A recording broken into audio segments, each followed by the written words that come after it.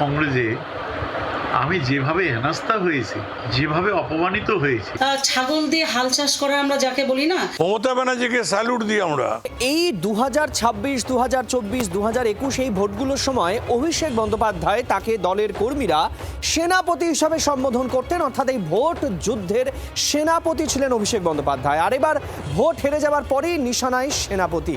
একের পর এক তৃণমূল কংগ্রেসের নেতা, কখনো দেখা যাচ্ছেন প্রাক্তন বিধায়ক, তারা এবার মুখ খুলতে শুরু করেছেন, কারণ ৭৪ জন এবার বিদায়ী বিধায়ক তারা টিকিট পাননি।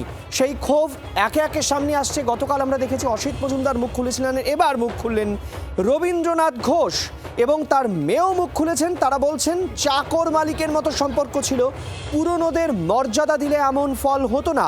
আইপ্যাককেও কাঠগড়ায় দাঁড় করানো হয়েছে। বিস্ফোরক দাবি করেছেন অনুব্রত ঘনিষ্ঠ বিকাশ রায় চৌধুরী, যিনি এবার টিকিটও পাননি। কে কি বলছেন আপনাদের জানাবো। তৃণমূল কংগ্রেসে আমি যেভাবে হেনস্থা হয়েছি, যেভাবে অপমানিত হয়েছি, অসম্মানিত হয়েছি, দলটা নিজে হাতে তৈরি করার জন্য শেষ পর্যন্ত আমাকে টিকিটটা না পর্যন্ত দেওয়া হয়নি, নাম কেটে দেওয়া হয়েছে। আমি অনেক কেঁদেছি, কষ্ট পেয়েছি। করার কিছু ছিল না। যাদের হাতে দল চলে গিয়েছিল সেখান থেকে ফিরে আনা সম্ভব ছিল না তৃণমূল কংগ্রেস কর্মীদের।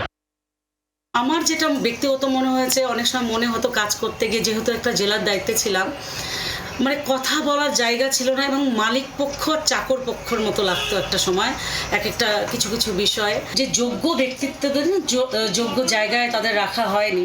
ওই এজেন্সি আর প্যাকেট, এখানেও রসদ বলবো, তাদেরকে প্যাকেট দিয়ে একেবারে সম্পূর্ণ অযোগ্য ব্যক্তি, যে একটা বুথ চালাতে পারে না, তাকে হয়তো ব্লকের দায়িত্বে, তাকে হয়তো জেলার কোনো ব্যাপারের দায়িত্বে, ছাগল দিয়ে হাল চাষ করা আমরা যাকে বলি না, বাদরের হাতে খোন্তা বা বাদরের গলায় মুক্তোর মালা, সেই কথাগুলো একদম প্রযোজ্য সঠিকভাবে এখানে।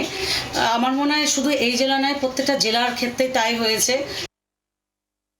মমতা ব্যানার্জিকে স্যালুট দিই আমরা, যে তিনি এতদিন ধরে রেখেছিলেন, কিন্তু হঠাৎ করে কিছু নেতা ভুঁইপোর হয়ে গজিয়ে ওঠার ফলে আজকে এবং আইপ্যাক বলে কিছু মানুষকে তুলে নিয়ে আসে, যারা বাংলা বোঝে না, যারা বাংলার কালচার বোঝে না, তারা আমাদেরকে জ্ঞান দিচ্ছে।